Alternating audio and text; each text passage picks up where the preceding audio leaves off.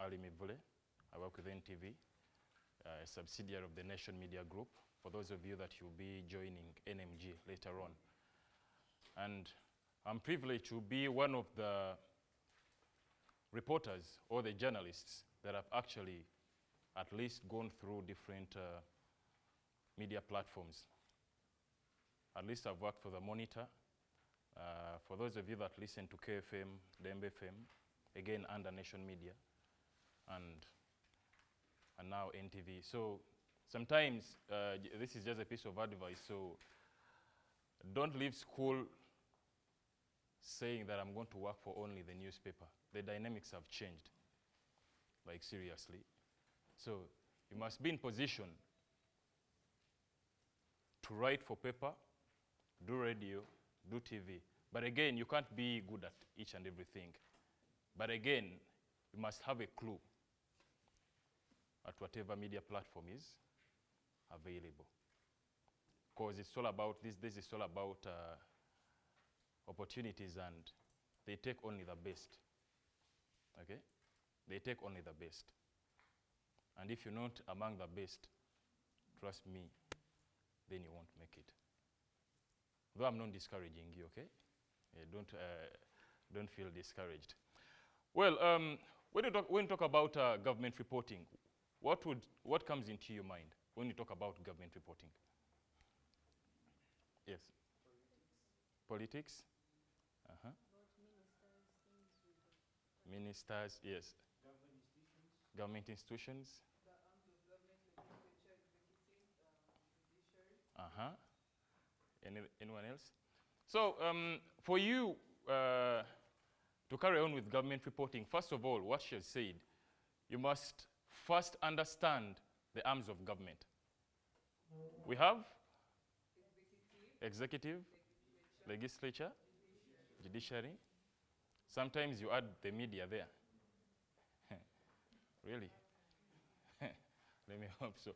Anyway, so I had a bus talking about something that you can't do a bit unless you understand, you really understand the dynamics there. Again, it comes back to politics and government reporting. You won't report about court if you don't understand the court language and the dynamics. You won't report about, let me say, parliament if you don't understand the rules of procedure and the likes.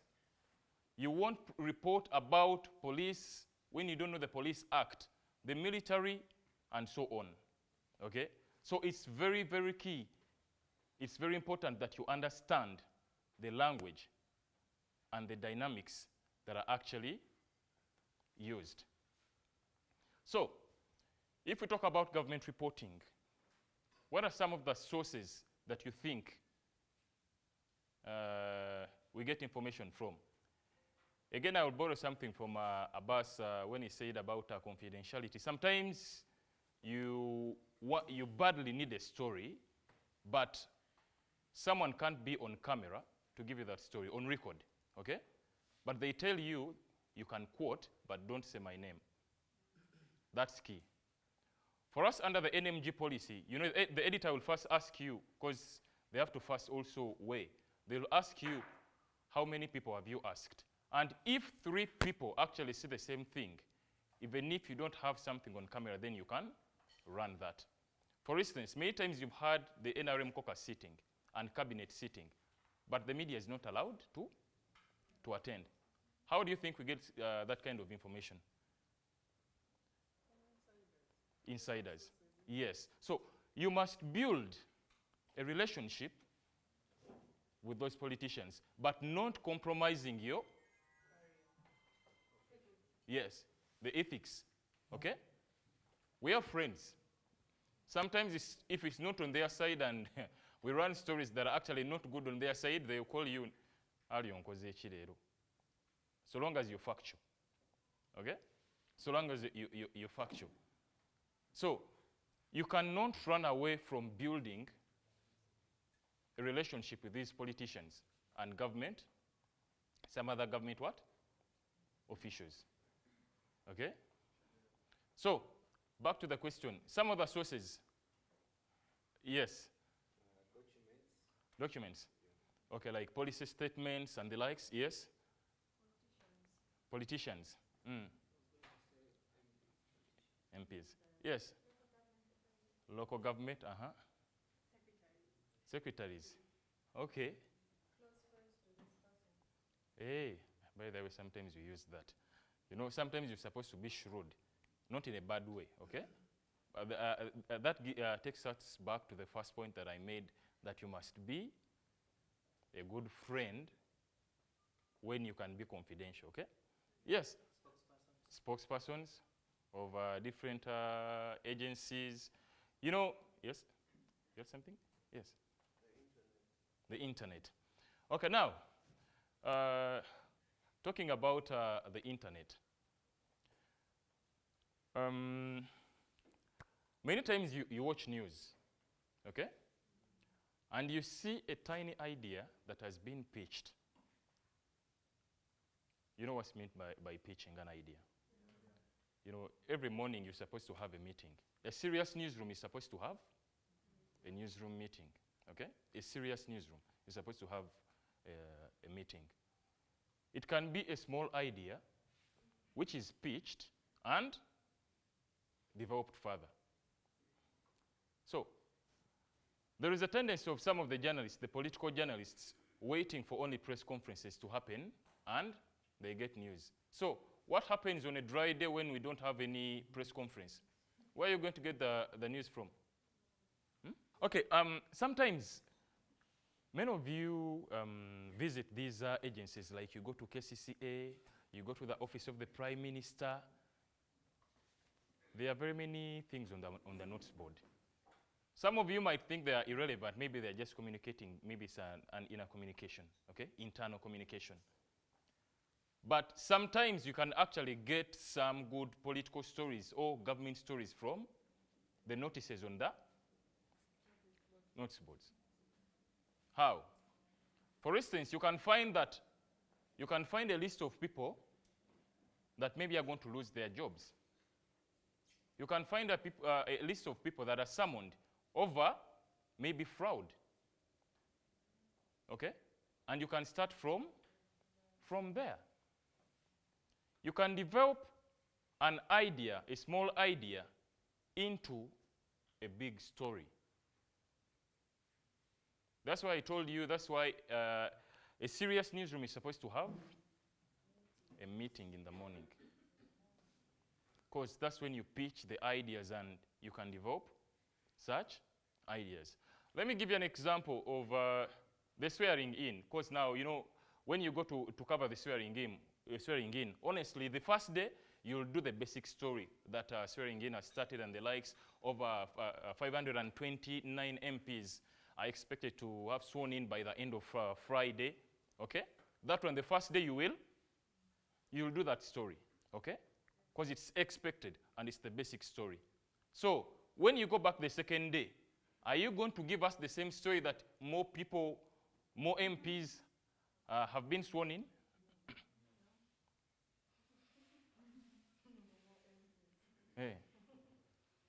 Because that's lazy journalism. And many people, some journalists actually do it for the sake.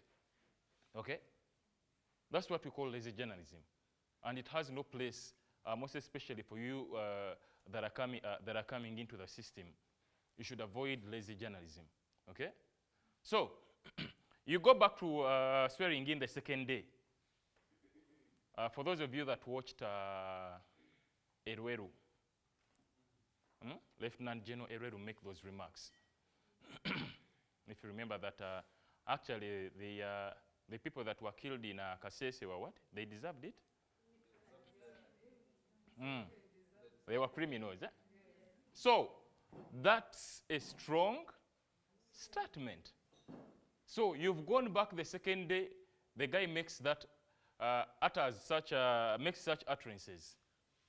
Then you can start the story from Erweru. Are we together? And this swearing in, more MPs have been sworn in, comes in later as background. Let me just also say something about the graduations. By the way, Not until this year when actually Makerere paid. That's when we started going back and then covering those graduation ceremonies. Because, again, you're going to say, people have graduated. The first day, second day, third day, up to the fifth day. Okay? So are you going to keep on saying that today, masters in mass communication. Today, this following day, these ones have graduated. The other day, these people have graduated. Are you going to say that each and every day? So, for politics, you know, there is what we call the hook. You can have this $1 million question. It can be actually outside the context of graduation, and you get what you really want. Okay? So, I was still giving the example of Ereru. Ereru made such utterances. The story was, it was a big story the first day. If you're a political reporter, what would you follow up the following day on that statement? You remember what we said when we were starting. You're supposed to be well-versed with dynamics, okay? With info, how government works. And you should know the right people to talk to. The utterances of Ereru were a question of what? What did it touch? The human rights. Thank you very much. You must be in position to understand the dynamics of what you're actually dealing with. Okay? There is a tendency amongst political reporters and those of you that do government that a good story is a negative story. Who believes a negative story is a good story?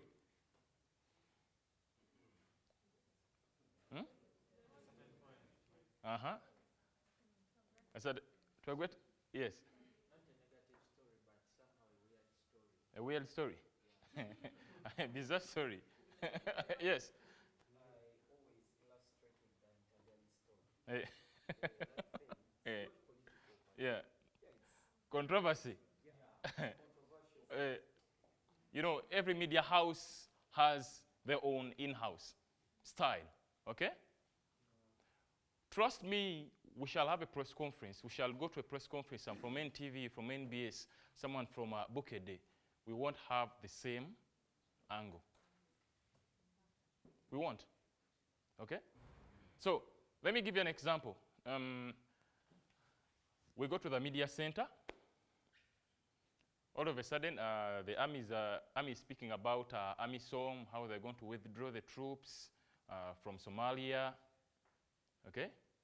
And then all of a sudden, as Brigadier Biekwaso, the spokesperson, tries to sit down, falls, okay? Falls. NTV will give prominence the issue of AMISOM. Okay? What will Bukede do? Huh?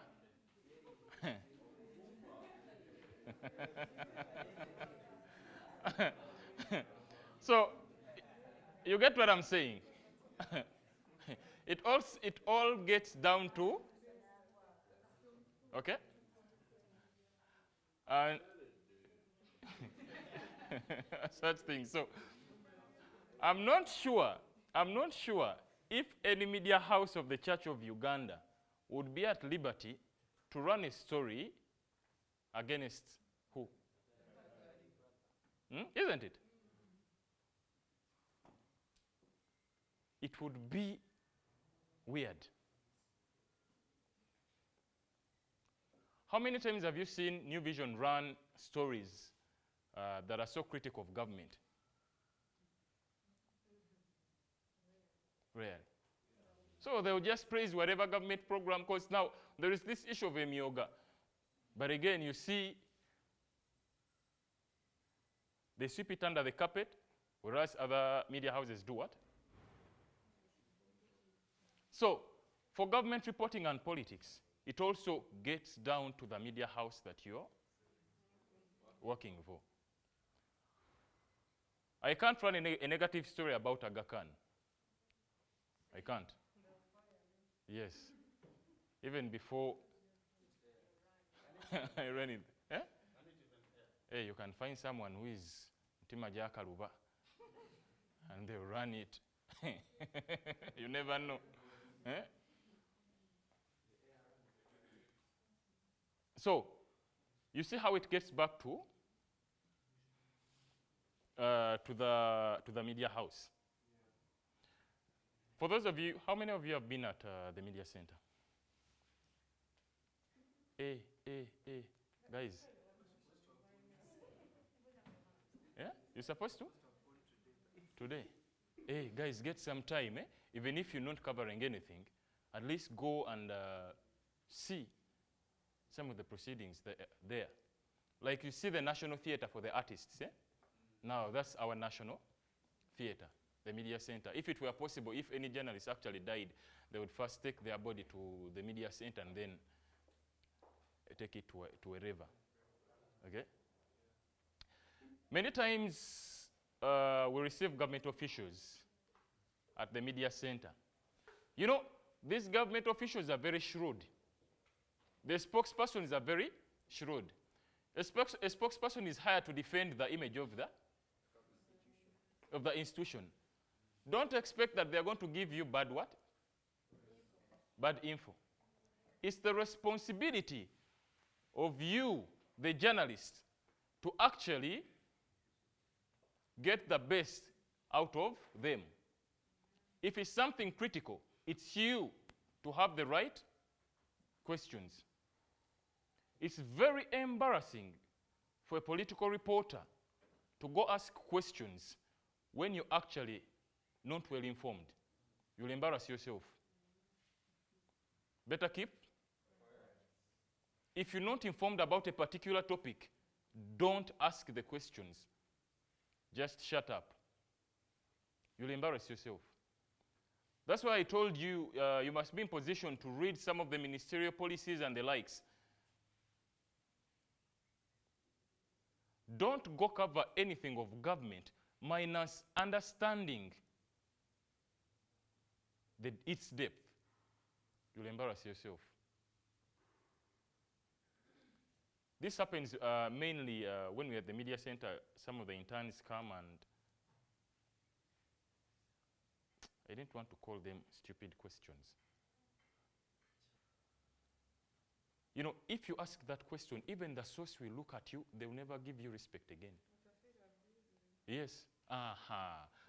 There are some bullies in government, Otafire number 1. Yeah. There is Shaban Bantarizo, Fono Pondo. Huh? You understand? So, you must read and get versed with whatever you're going to ask. So, I'm saying, you go to the media center, government officials will come in, give you information. So, will you just take whatever they give you? Because now that will become PR. And in the media, unless PR is supposed to be paid for, okay? We don't run PR.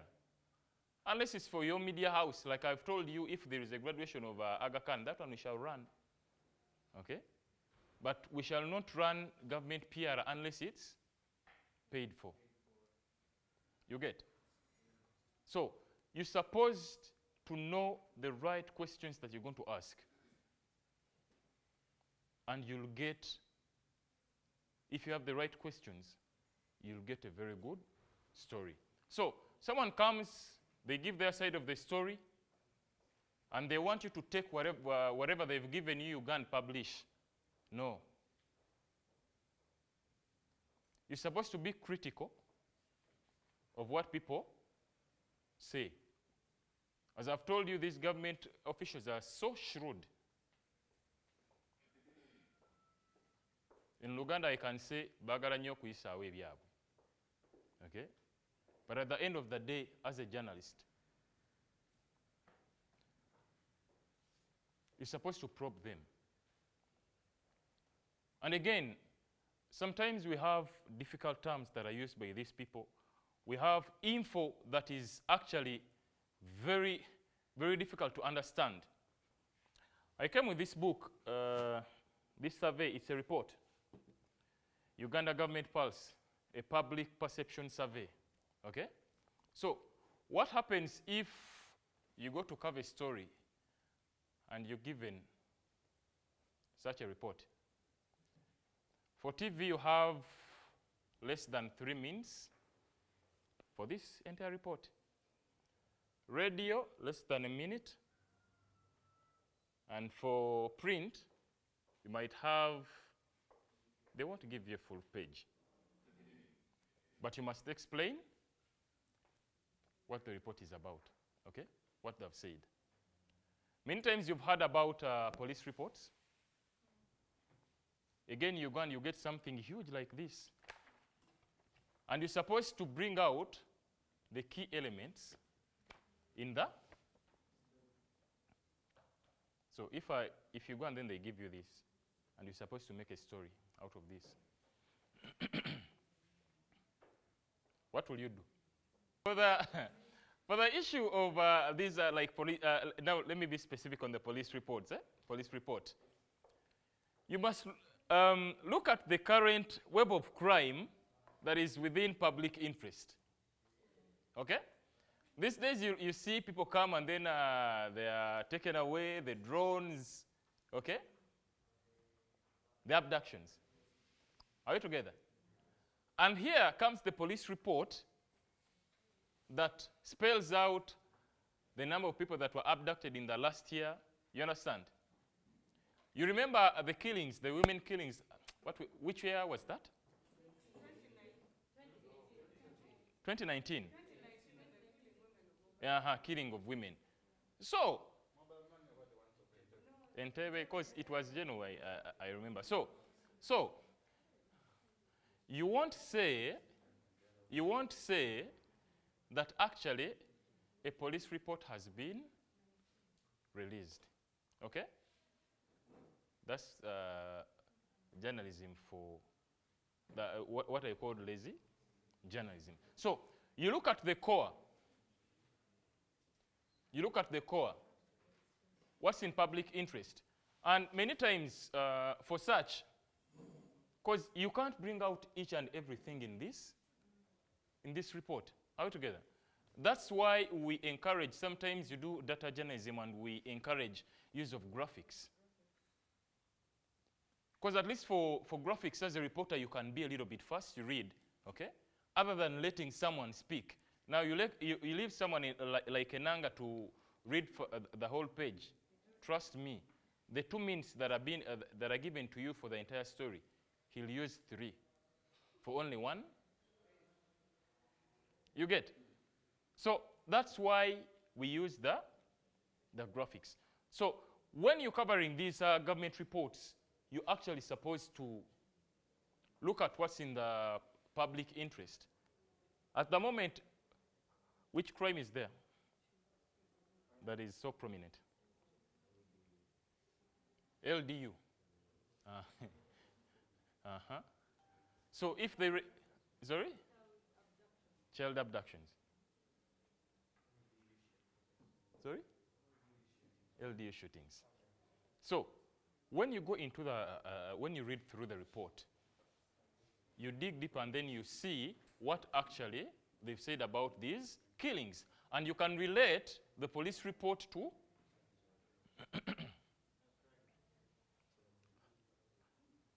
you get it? So it's not all about coming out, you're given something and you take it as the gospel truth. You know, as government, we're supposed to demand for accountability from the government. And it's the role of the journalist that is supposed to ask the right questions, okay? Now, we talked about using the internet on a day when you don't have any political story. You have websites, the parliament website, okay? I don't know if I can click something and I show you some of the reports. You know, when we're covering Parliament, you've heard about the Auditor General's report. There are very many stories there, Auditor General's report. How? You can go back to a report which probed something, and you can actually start from there. Okay? So don't just sit in the newsroom and you say, today we don't have any political story. You can actually use the website. Okay? Now, many times, someone will like to be the best. And it's what actually most of us want to do, to be. But you must have the heart as a political reporter. You'll get insults, for sure, that one. But so long as you're factual, you can stand your guns, okay?